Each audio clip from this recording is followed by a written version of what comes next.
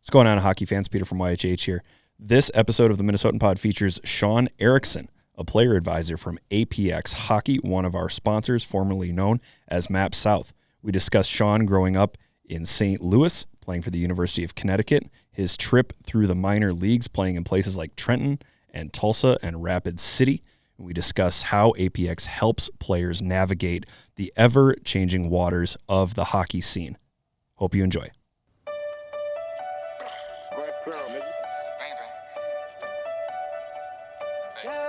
You need to stay up out the streets if you can't take the heat. You need to stay up out the streets if you can't take the heat. Cause it get cold like Minnesota. Cold like Minnesota. Sean Erickson, how are you?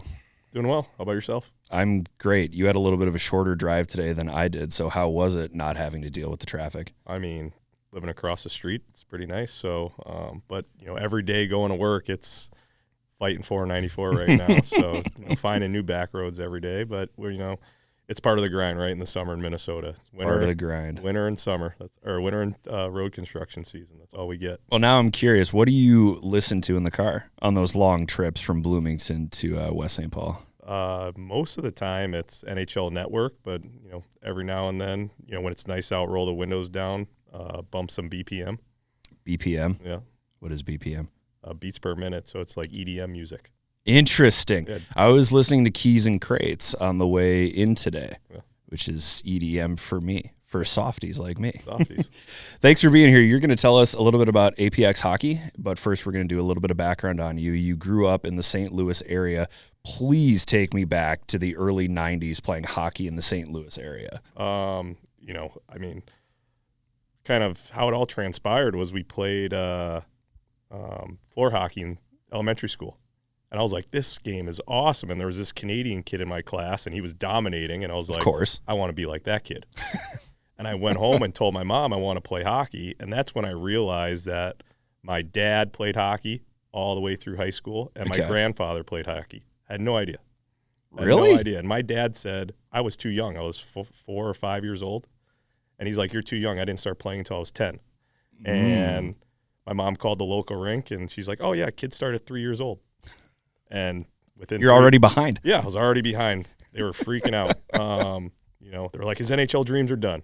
Yeah. And so they put me in hockey there, and, the community I was growing up in, a lot of NHL Blues players living in those areas. Mm-hmm. And so I got to play with Dunlop's kid, Bernie Federko's kid, so being entwined with that, and then, the Blues having the success they've had, during that time, they were making the playoffs every year. They made it for 26 straight years, right? Yeah. So kind of getting spoiled in that environment, and, through my dad's company, had season tickets, so, got real spoiled. But it was a lot different than it is here. 45-minute drive is a standard, right? Now, you have families that are, we got to drive from Stillwater to Prior Lake. That's a road trip. Are we getting a hotel for the night? No, but it's growing up there, it was a tight-knit community because it was a lot smaller, right? Yeah. The hockey community. But that's where the foundations and the roots were laid. This is kind of an off-topic question, but it's something that I've been thinking about a lot. Are the Blues the most undervalued franchise in the NHL in terms of fan and league-wide appreciation? I would say league-wide appreciation. Okay. The fan base, though, that place has been Kiel Center. I still call it the Kiel Center. I think it's Enterprise Center now. Well, I remember when it was Savis. No, that's not it. Was it Scott Trade at one point? It might have been Scott Trade for a little bit as well. In the early 2000s, I think it was the Scott Trade arena. Yeah. So, that place is sold out. It's diehard fans. Yeah. That place is, you look at their league attendance, they're in the top 10 every year. Yeah. And it's Cardinals Blues. That's it. Winners Blues, everybody's Cardinals in the summer. I suppose. So locally the fan base is really invested, but it feels like nationally everybody forgets about the Blues. Yeah, well, they went how many years without a Stanley Cup and finally tipped one off in 2018, 2019. And they were the worst team in the league at that time, come Christmas time. And then they went on that magical run. I shedded a tear. Okay, I was going to ask, what was the reaction for you after Oh, man, it was like what the Vikings fans are going to feel when it ever happens here. So in the next 120 years. Yeah, most of us won't be around. No, I will be dead. I'm going to assume that I'll be dead. Who were some of the early blues players that you looked up to in the St. Louis area? You mentioned Bernie Federko. He's the one name that I recognize. But when I think of the blues, I think of, Chris Pronger and Al McInnes and Pavel Demitra. Who were some of those guys for you? Brett Hall. Brett Hall. Oh, that's an easy one. He was the guy. He was, outspoken in the community. He's always got clips online. He had a hell of a shot. He looked overweight the whole time, but the guy could rip the puck, so it was fun to watch. Al McInnes, Craig Janney, who a lot of people don't know, but that's what I emulated my game after when I was younger. Brandon Shanahan. Yep. And Shanahan, I did a few commercials with him when I was younger, and then the day he got traded, I was like, this was the worst trade in the world, but the guy Chris Pronger came in. Did you do any commercials with Chris Pronger? I did not get to do any commercials with Chris Pronger, but Shanahan I did. And so I was like, I hate this Chris Pronger guy, and eventually, they gave him the C after a year, and I was like, this guy is awesome.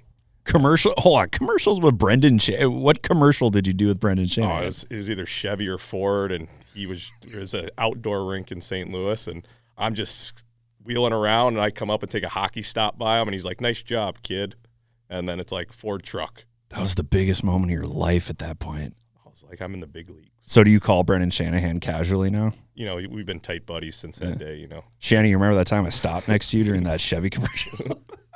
That's awesome. That's incredible. Yeah. I always loved Brendan Shanahan. He is a really, especially in the 90s when I, could see things and digest information, he just seemed so personable and just like a nice person that I wanted to hang out with. Well, I mean, he was a fan favorite too, because he was a guy who would score 50 goals and drop the mitts 20 times a year. Exactly. Right? And in a community like St. Louis, where it's not a true hockey market, at the time, fans were going there to see a fight and hopefully a hockey game broke out type thing, right? You got to manufacture a little enthusiasm sometimes.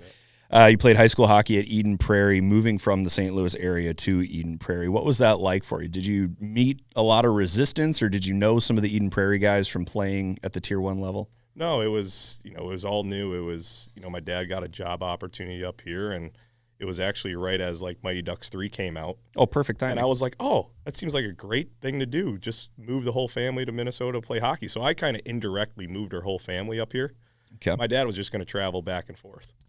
Wow. He was traveling 3 to 4 days a week anyway, so it wouldn't be much different. And, I kind of moved my mom, my sister, and myself up here by wanting to play high school hockey in Minnesota. But getting up here, we ended up landing on Eden Prairie, and, I was just happy my sophomore year to make the JV team. Okay. Right? I have that type of mentality where you got to earn your stripes, and I went in there and just kind of said, I was super pumped. I was like, I made the team.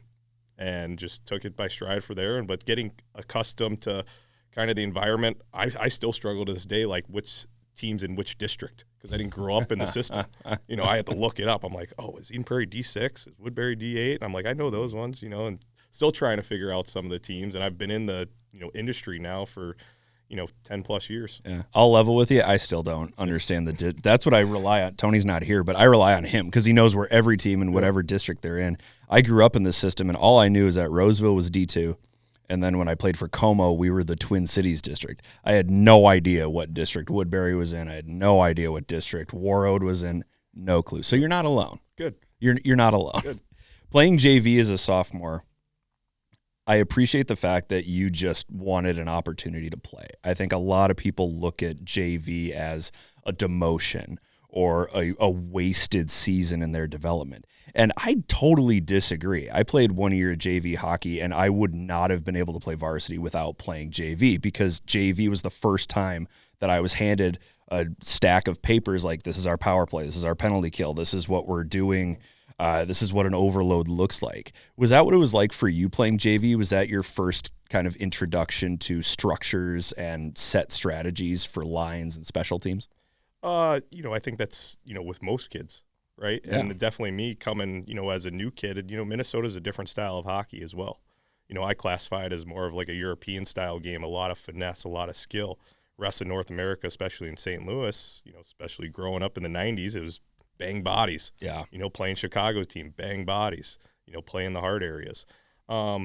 but trying to adapt and, going through systems and everything, the teams itself is only as good as how the system works, right? Mm-hmm. But being able to, play your best within those roles, that's, all I did when went out there and just kind of competed.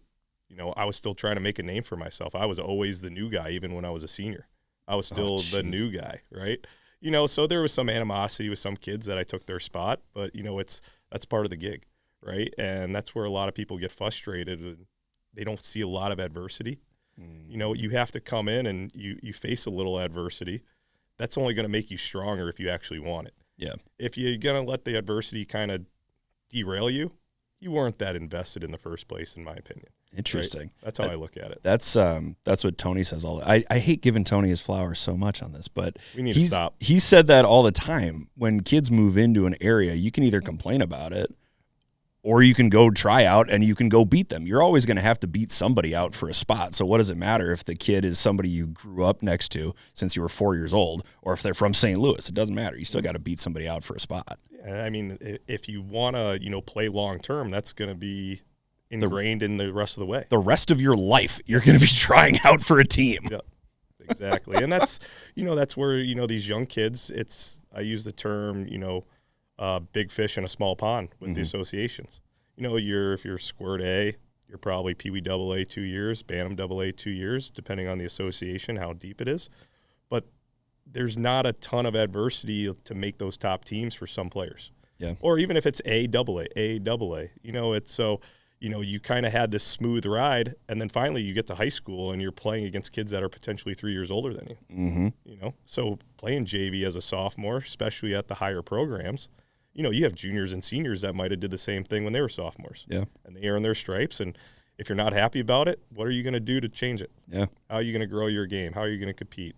That JV season is the perfect time for you to work on the little things like skating and get in the weight room and get stronger. I mean, this is a great developmental year for you so that when you're an upperclassman, you can be on the varsity and be a contributor, not just be a passenger. Well, some of it's Mother Nature, right? Yeah. You're maybe just not mature enough as a 14, 15-year-old kid, where you haven't gone through puberty. Yeah. And that's simply all it could be is you're just too small right now. That's it. You're going to grow, and when you grow, crap, you're now one of our best players your junior year. Yeah. How about that? Look at you preaching patience here. Preaching patience. You had to learn patience because I'm looking at your elite prospects right now, and my God, have you lived a lot of places, Sean. After Eden Prairie, ending up with Bozeman in the, I believe, AWHL, American Western Hockey League? Correct. Is that what it is? Okay. And you told me a funny story off camera, and I'd like you to rehash it for our audience. Your first year juniors in Bozeman. Tell me a little bit about your first fight. Okay, so very first game of the year, parents are super excited for my first junior game. They drive up from the cities. They get to Bismarck, and they find out I'm not playing. Bummer. And my dad's like, well, just do better. And so we watched the whole game. At the end of that game, there was a huge line brawl. So, I kind of got put into the game, game 2 of the weekend by default almost. All these guys are suspended. Now you got to be in the lineup. 3 fights after the last 5 minutes or whatever it was. After that was the old rule. Fight after the last 5 minutes, you get kicked out the next game. Oh. And so, a couple D-go. And before that game, the coach told me I was too small to play against the Bismarck Bobcats. I was only 150 pounds, 5'10", my first year of juniors. And so I had that in the back of my mind. I'm like, screw this guy. And, his brother's an NHL legend. It was John LaFontaine, brother of Pat LaFontaine. One of my favorite coaches of all time. Gave me an opportunity. But I went out there and first shift asked every single guy to fight. I didn't know if they were fighters in the league the year before. I didn't know how old they were, if they were 21. I'm this 18-year-old, scrawny, 150-pound kid. No takers. They probably thought I was a psycho or something. They're stay away from that guy. He's asking everybody to fight. Next shift, started asking everybody again. Finally got a willing combatant. And I remember dropping my gloves, the Bismarck crowd going crazy, 4,000 fans. And I can pinpoint my mom's voice going, "Oh, my God." And I could hear her distinctly as I'm dropping my gloves. And I will say I didn't win the fight. I don't think I lost the fight, but I went in there and just chucked them. And, after that, never sat out another game in my playing career. No kidding. Yeah. Wow, it's a good lesson for all you kids out there. Just fight. You got to do something to make an impact, right? Yeah. Or showing the coaching staff and your teammates that you're willing to do whatever it takes to play on this team and play on this lineup, right? And it's a unique thing. At every level, you're going to have to go through something. You're going to have some sort of adversity, and that was mine for that one game, and I dealt with it. And I proved that, I'm willing to do whatever it takes to be in the lineup. And you dealt with it on your own. Yep. And Dad didn't email the coach or call the coach, and he just said, get better. He said, get better. And my get better was, I'm going to go punch somebody. Nice. That would be my get better, but I'm not strong. I'm not strong like you, Sean. A couple of years in Springfield and then 4 years at the University of Connecticut. And at the University of Connecticut, you end up being captain your last 2 years. Tell me a little bit about the responsibility that comes with being a captain. Because at this point in the early 2000s, UConn is kind of a fledgling program, and you're looked to it in a leadership role at a program that's less established than a North Dakota or a Minnesota. What was that like? One, it was a huge honor. The way they did it, they had the kids or all the teammates vote on who should be captain. Obviously, the coaches make the final decision, but it was good to have the peer support too. Everything I did was try to lead by example, especially on ice. Right, I would go and be the hardest working guy in practice. I would hold the guys accountable in the locker room. So just having the respect of your teammates that look up to you as peers and being like, hey, we're going to do this together, but being able to call out your brothers and say, you need to pick it up, right? And having that respect allows you to be able to do that. So, the young program that it was at the time when I was there, it felt like a big honor because there's only so many before me. Mm-hmm. And, I had great leadership before that with Chris Huber, who was my captain my sophomore year, Matt Shear, who was also a captain my freshman and sophomore year, Cole Coyadall. Those guys were good leaders in front of me. So just kind of being sponges and kind of following their lead as an underclassman, which by the time they, took off, that was a void. And, I just try to replicate kind of what they were doing on a weekly basis, while, I was learning from them as a young underclassman. And, I can't say much, that was probably one of my proudest times was what I accomplished there as a, individually, but even as a group, some of those are some of my best friendships to this day. Right. And, I hope all of my athletes that go through our program get to experience that type of camaraderie because it's so much different than even high school. I think those are where you make your long life friends. And to have that to wear the C there, along with, Nick Schneider, who was my co-captain my senior year, to be able to go through those battles with those guys, honestly, a huge honor. Yeah. So you're in a lot of weddings. That's what I'm hearing. Oh, it was a stretch for 3-4 years. I'm like, where's this wedding at? When do I got to be there? We doing Men's Warehouse? Oh, man, don't get me started on that. Thousands of dollars on tux rentals. I would rather do that than my one buddy who made us buy suits. And it's still sitting in my closet in the wrapper. Never wore it again. Oh, my gosh. So I'm 33, and thankfully I haven't been in like a ton of weddings, but it's amazing how expensive it gets. By the end of it, you factor in the bachelor party and then getting to the wedding and then getting the suit and then getting oh my gosh. Well, and it's even, when you're a young professional too, minor league hockey players don't make a ton of money. You weren't raking it in Tulsa? No. And so you're like, I had to spend $400 to wear this thing for 8 hours. This is ridiculous. Can I return it? Can I return it? Yeah, you are going to return it, but they're not going to give you your money back. Yeah, no kidding. Right? You bounced around a little bit in some leagues that no longer exist. Central Hockey League, is that the CHL? Mm-hmm. Tulsa, Oklahoma City, Rapid City. Did you ever think to yourself, God, can you please just send me to a place with more than a movie theater and a bar? I want to go to an art museum. I want to go somewhere that does not include a country music jukebox. I mean, I highly enjoyed my time in Tulsa, Oklahoma. Okay. It is very underrated, but I will tell you, when I got cut from Albany and I was driving all the way to Tulsa, Oklahoma, and I roll in, and the first thing you see is the Hard Rock Casino, and a tumbleweed come rolling across the road. I'm like, where the hell am I? And after year 3, I was actually looking at buying houses down there. Oh my gosh! I just loved it. The people there are so passionate. They love hockey. Obviously, big football community. Oh, but yeah. Weather's great. I can wear shorts in December.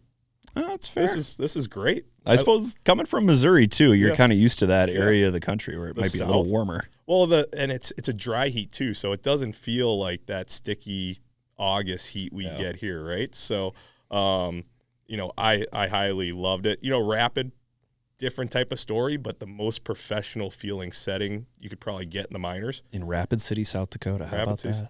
You're pumping gas and somebody's like, "Hey, good luck tonight, Sean." I'm like, "Who are you?" Get away from me. So it's like you get that professional feel like you kind of are in the big leagues. Yeah. And the way the organizations run, I couldn't ask more for the 2 programs I played for. Living situation in Rapid, it's a small community. Yeah. But it's beautiful. The Black Hills are awesome. So the scenery is great and everything. I couldn't ask for better spots. Maybe you go, oh, let's go play in Boise. Yeah. Or, we're some of the Lake Tahoe. One of our guys is playing in Lake Tahoe. I'm like, why wasn't that team in the league when I played? I would have loved to play there. And he's like, it's a joke, man. It's like living at a resort. I'm like, you are in a resort. It's a travel destination. So, but it's not necessarily the settings. You talk to guys who play in the minors. It's more about the bus rides with the boys and the team, the experience. We were so fortunate to play. Guys are lucky to play 1 year in the minors. Yeah. And I played 7. Some say maybe overstayed my welcome, but, I enjoyed it. You can't play the game forever, right? So do as much as you can, embrace it as long as you can, enjoy the ride, because you never know when it's going to end, right? And whether that's junior hockey, college hockey, if you have the luxury to play pro hockey, do it for as long as you can. And if you can make some money doing it, ride it out and enjoy the ride. I don't think you overstayed your welcome. You had 15 points for the Rapid City Rush in your last year. Well, that was also that's probably because you were minus 16, but you had 15 points. I was cold some years. I brought the Minnesota weather with me wherever I went some years. That last year, I made up my mind with how the league changed and the merger of the ECHL and CHL that I wanted to go out on my own terms. Okay. I didn't want to be a guy looking for contracts and then don't get one and be like, oh man, I feel like I left something on the table. So my last year, they had me playing D, they had me playing 4, and I was like, whatever you want. I'll drive the bus. Yeah, he's like, I knew going into that last year that it was my last year, and I feel bad for Rapid because I probably gave away 2,000 pucks in warm-ups that year. I was a fan favorite. Kid beat me playing rock, paper, scissors on the glass. Here, you go have a puck. I win. Here, have a puck. I'm just, I was just flooding the fans with pucks. And but that's the type of community is they're real passionate. They're invested in the team. So to be able to kind of end my career there was, really cool. And, kind of backtracking, I scored my first professional goal in Rapid City as a Tulsa Oiler. Wow. You still have that puck? I still have that puck. Still have that puck. Well, I'm glad that we went through your entire elite prospects because I do think it plays a role in your new role as an advisor with APX. And I think there's a real, I think about Gretzky coaching the Phoenix Coyotes and how it was a disaster. Mm-hmm. And that's because Gretzky was always the best. And the fact that you have come through, you've hit every branch on your way down. Yep. So you've seen what it looks like at the top as a captain of a Division I college program. And then you've seen what it's like rolling into Tulsa, Oklahoma, not necessarily the bottom, and seeing a tumbleweed roll across. Yep. You've seen hockey at every level. Yep. So as an advisor with APX, and we'll get to APX in a second, do you think that gives you kind of an advantage over the guys that have been on the best teams all the way through?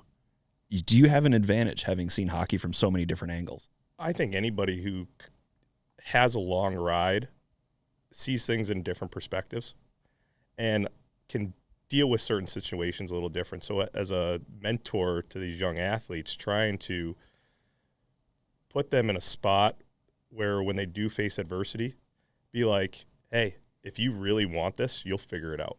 But being able to talk to the kid and walk through, solve problems, jump rope with them, whatever it might be, continuing to, just mentor them through those processes. So giving an advantage, I can use my playing experience, but the game has changed a ton in the last 20 years, right? So, but also being in the game as a skills coach and being around and in rinks all the time, you know, we learn to adapt every year, you know, on the training side. You have to do that as an advisor as well, right? You have to be able to stay with the game and how the model's played right now and continue to, I keep using the word mentorship, but that's the biggest thing, right? There's more than just hockey, and it could be something off ice that's distracting you, but how can you mentor that kid and help them out get through whatever situation is, grades, girls, whatever it might be, family dynamic, work through those things and hopefully see improvement in their performance. As part of that mentorship, does part of that include letting them know what is adversity and what is just them not getting everything they want? Like if a kid complains to you, I don't want to go to Tulsa, shut up. You have an opportunity to play pro hockey. Take advantage of it. Well, you know, those are the type of, you know, kids that they don't want it that bad. They're probably going to phase themselves out. Yeah. And that's what you can't look at is the advisor's they can open doors for you. They can help put you in front of people. They can't go out there and perform for you. And they can't go there and make sacrifices, right? You know, the reality is if you want to play at a high level, you're going to have to sacrifice, you know, homecomings. You're going to have to sacrifice Thanksgivings, maybe playing on Christmas Day in some programs, no New Year's, missing Super Bowl, whatever it might be. You know, those are you willing to give up those things? And if you're not, the game of hockey is not for you. And that's just being honest and transparent with those athletes and being like, okay, you only played 6 minutes last night and you're bitching about that. There's kids that, you know, would want those 6 minutes. They'd kill for those 6 minutes. There's guys in the stands right now that would love to have those 6 minutes ice. All right, how do we get to 8 minutes? How do we get to 10 minutes? What are you doing in your game that's only causing you to get 6 minutes ice right now? I think your experience has allowed you to break it down to that molecular level of how do we get from 6 minutes to 8 minutes. I am very impressed by that because I think so many times kids and advisors and coaches get locked on the big picture. And it's not, how do I go from playing 6 minutes to being on the Null All-Star team? Whereas you've broken it down to, how do I get 8 minutes? Mm-hmm. How do I earn a spot on the PK second unit? And do you agree that your experience in so many different roles has allowed you to break it down to that primal of a level? I think it helps. Definitely doesn't hurt, you know, to be able to go through the different levels and have to earn my stripes in juniors, then have success after that, and then, you know, have good success in college, but then, you know, in the minor level, same thing, have to start fresh, you know, bouncing around a couple teams before I landed in Tulsa. To have those experiences and now try to relate that to an athlete and their current situation, I think to have those things as my pass, you know, I'm sure there was somebody out there at the time giving me pointers, but it's, you know, hopefully you can build a relationship with an athlete that they trust you, that you're trying to help them in the right way. And that's the most important thing. And is if you're transparent with them and honest, you're going to get in so much more respect back when they finally do kind of see more ice time. They're like, you know what, he's right. You know, right, he's right. You know, and even if you start doing everything right, don't expect immediately results, right? Mm-hmm. It might be a month down the line because the team's playing well. And they're like, well, we're on a 6-game heater. We're not changing anything. Everybody, you're going to play 6 minutes for the next 3 weeks because the team's doing well. But if things start turning and you still do those little things and you're playing better and the team's kind of taking a dip, but you're doing your role, you're going to see your minutes improve. You're going to be better. You're going to put yourself in a better spot and give yourself opportunities. Let's start with an easy one. What is APX? Advanced Player Experience. And what do you do? I wear a lot of hats. Okay. You know, I skadoodle from here to there to wherever. You know, I have. Did you just say skadoodle? I said skadoodle. That was incredible. That was incredible. So we got. You know, I've managed the 13s, 14s, 15s tiers currently. Mm-hmm. A staff member, Kyle Osterberg, will be relieving me of those duties as we transition over the course of the training season here. The pride of Lakeville, Minnesota, Kyle Osterberg. Yeah. And so, you know, I also, you know, work with all our Blue Army programs, manage that whole programs from our 2017s all the way through our 2009s we had this year on the boys side, our 14, 12, and 10U girls. So managing, you know, plus our fall team, so 20 teams over the course of the season. But, you know, and then the on-ice skill development stuff that we run over at APX that we've been doing for think it's been 19 years, first year of APX, previously Map South.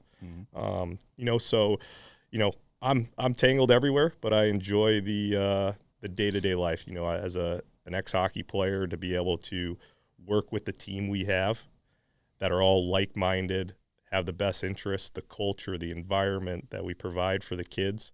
I feel real fortunate every day to go to work and do something I love. If I told you that tomorrow you had to buy a Brooks Brothers shirt and a tie and you had to go to Edward Jones and sit in a cubicle and look at spreadsheets. I mean, you'd be surprised how many spreadsheets I look at right now running a hockey program, but definitely don't want to wear that suit and tie. I was thinking about it the other day where it's been, every game through pro hockey, especially home games, wearing suits. I think I've put a suit on 4 times, and they've probably all been for weddings since I retired playing. Nice. So 10 years, 4 times. I wear shorts, sweatpants. You got a lot of joggers, don't you? Oh, man. And that's the best perk of it is, we got our hoodies, our branded hoodies, Blue Army, APX, whatever it is. And we have sweatpants. It's like I'm going to the gym every day, which, we have a gym at work, right? So it's, the environment and the culture, it's comfy, but half the time it's there, change real quick, put my workout gear on if I'm, with the kids in the gym, or put our gear on and we're on the ice, right? So, work perks, I guess. It feels like a natural progression from Map South to APX because everything is in one location. The ice is right there. The weight room is right there. The offices are right there. So you really can do the skill development and then the weightlifting and then break down where a player is in their career all in one building. How big of an advantage is that where you're not communicating with most of your advisees on Zoom? You're right there in their face. Yeah, I think that's the nice touch too. We have several advisors with us: Nick Sova, Brad Stepan, Sean Toomey, Hunter Warner, which are more of our senior advisors that are dealing with the kids on a regular basis. But what's so unique about us is those guys might not go on the ice with the kids, but they get to be behind the bench or in the stands and be around the athletes on a regular basis. Friday game days in the summer. When I left the rink, an hour ago, Nick Sova was on the bench with me. He's not really a tier director, but he's able to be in front of these kids and be in person with them. So he can watch them throughout the training season and pull them aside right away instead of picking up the phone call or jumping on a Zoom. Yeah. He can have those personal one-on-one conversations, which is going to only build a stronger, deeper personal connection with the athlete, right? So it's a unique vibe, what we have, our partnerships, everything we have going. It's a first-class service, and if you know anything, what we do, we always try to do things first class and try to be a trendsetter. We're not trying to revamp the world. The game is played how it's played, but we're trying to give the most tools possible to all the athletes that are in our building, whether it's the invite training side, whether it's our Map South athletes, whether it's our advisees. We want to be able to provide, all those services at an excellent rate. And it feels like you guys have enough bodies in place where kids, we were talking a little bit off camera where I think you mentioned advisors that are trying to help out 80 to 100 kids on their own. But you guys have all of these pieces in place so that one person is not trying to figure out a playing situation or the route to improvement for 80 kids. And it feels like APX has this infrastructure in place that is going to allow kids to get that individual attention. And, with our advisors, they're going to be between 20 and 30 kids that they personally deal with. But along with what they're doing, to have the mentorship side of things from the training staff, Wes Jerovic, myself, Kyle Osterberg, Eric Rasmussen, we're all a team. So we're going to be talking to those guys. They're going to be talking to us. How is that so-and-so doing in the gym, right? They are able to give honest feedback. And that's one thing where we have a lot of bodies and we all work together. Regardless if you're an advisor, you're just training, you're just Blue Army, you're just over at Map South, we work as a unit, a team of one, where everything is made to be what's best for that athlete. And every athlete's going to have a different path. But having those different perspectives, and we can sit around the round table every day, we're able to talk it out, talk to the advisor, talk to the training staff, whatever it might be, and give the best solution possible. But also, allow all our staffs to see everybody. That's the biggest thing. It's not, just one person dealing with peewees and bantams, one person dealing with high school kids, one person dealing with college kids.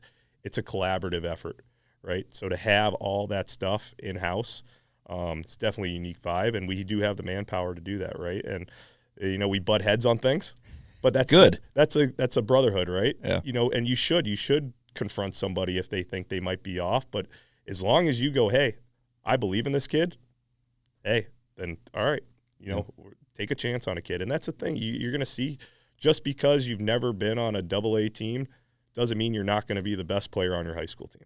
Right.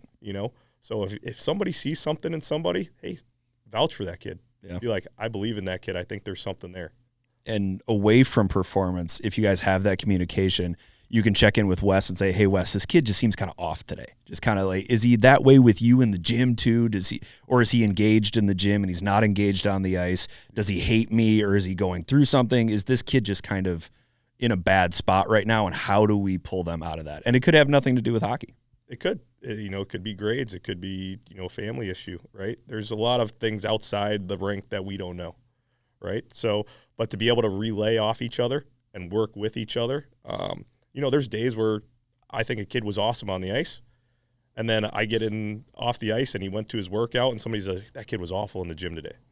And maybe it's a mindset thing. Maybe it's a maturity thing. Maybe they're not ready for the intensity that we provide, right?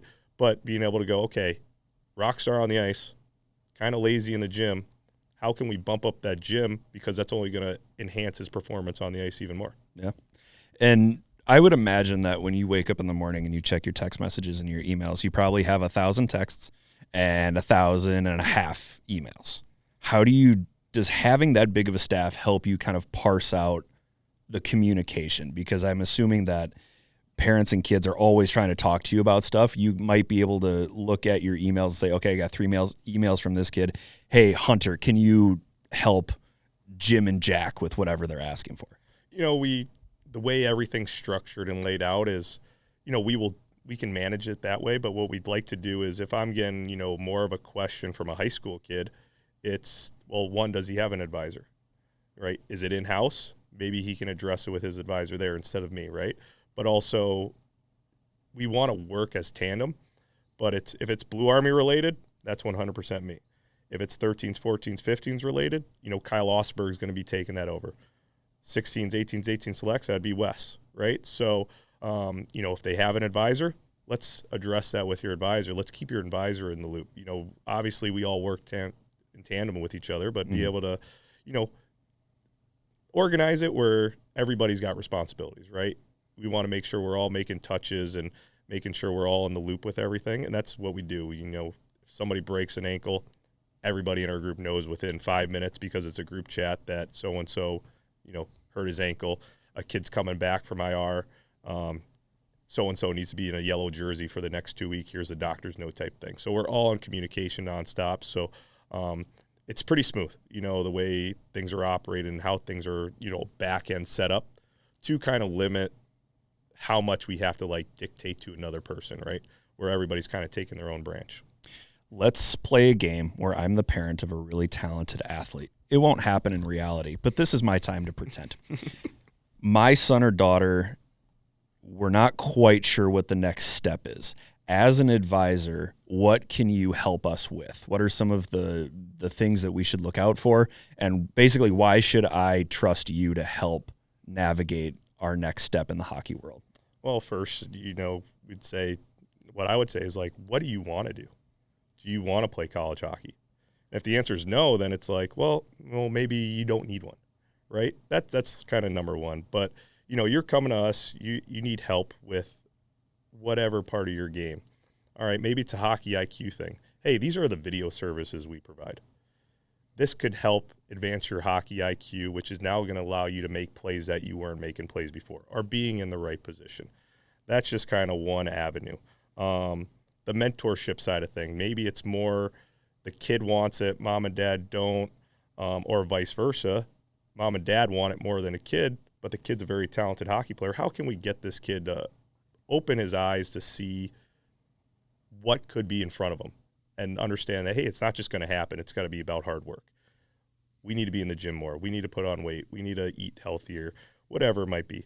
Going through our partnerships on going, hey, we have a great partnership with TCO. We have a great partnership with Training House. We have a great partnership with Height EQ, where let's go through our mental performance stuff with Height EQ, where our advisors are able to track composure, confidence, and compete level all through this sports psychology app, and dive deeper into the kid's mind. And one of the things that it tracks is the composure portion, where you could have a high compete, you could have a high competitiveness, but your score for composure is one of the lowest in the whole program. We need to figure out the mental side on what's getting you so frustrated during games. How can we work on things with you as a young athlete to put that stuff aside, go shift by shift, and don't affect what the ref does, don't affect what your coach does, don't affect what your line mates or teammates do. Focus on what you can control and how you can play. And, those are just some scenarios where it's like, hey, you have the ability to play Division I college hockey, but you have a lot of work to do. You're 16 years old. You're on that path, but how can we fast track that path? These are the things that maybe can help fast track it for you. That's a big question. What is your biggest dream as an advisor at APX? Biggest dream. Biggest dream for APX. I think APX, get a new rink. A new rink, okay. But no, on the advisor side, a two-sheet facility would be, fabulous if we had one in-house. Who knows? It might come someday. But as far as the advisor side, I think you would tell anybody,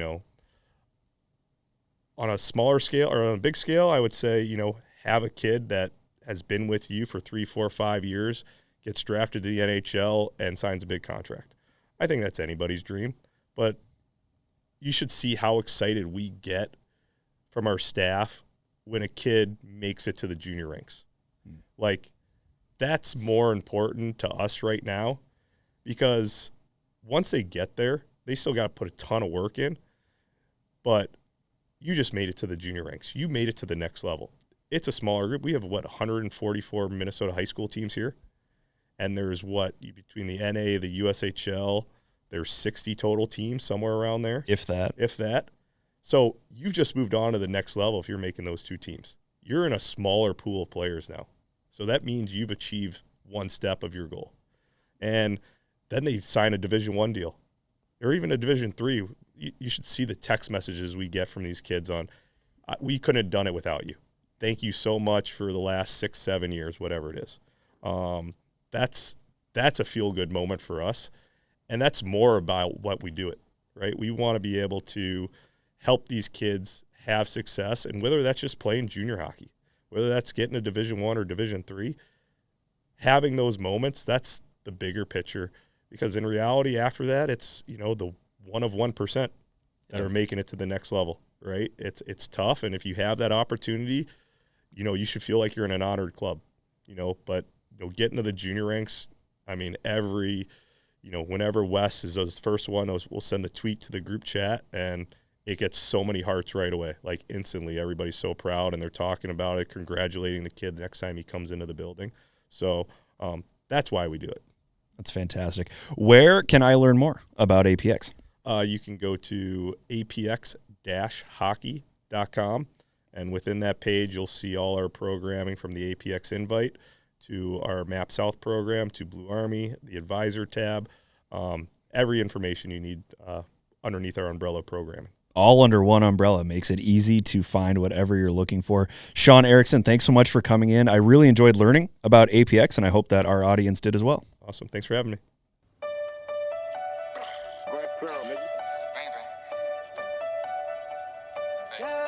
You need to stay up out the streets if you can't take the heat. You need to stay up out the streets if you can't take the heat. Cause it get cold like Minnesota. Cold like Minnesota.